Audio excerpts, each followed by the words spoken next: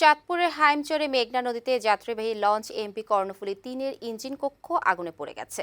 সকাল 11:15টার দিকে উপজেলার মাঝের চর এলাকায় এই ঘটনা ঘটে।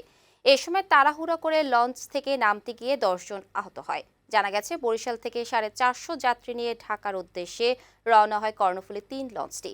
মাঝের চর এলাকায় পৌঁছালে লঞ্চের ইঞ্জিন রুমে আগুন লাগে। পানি দিয়ে তাৎক্ষণিকভাবে সেই আগুন নেভানো হয়, ফলে রক্ষা পায় যাত্রীরা।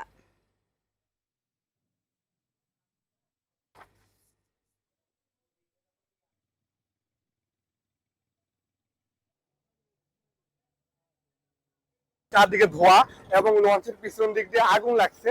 দেন তখন আমরা সবাই সামনের দিকে ঝুঁকে গেছে মানুষ। এই জায়গা থেকে তার মধ্যে হালকা আগুনের সূত্রপাত, এই জায়গা থেকে আগুন লাগছে, এই জায়গা থেকে নিয়ন্ত্রণ করা হয়েছে।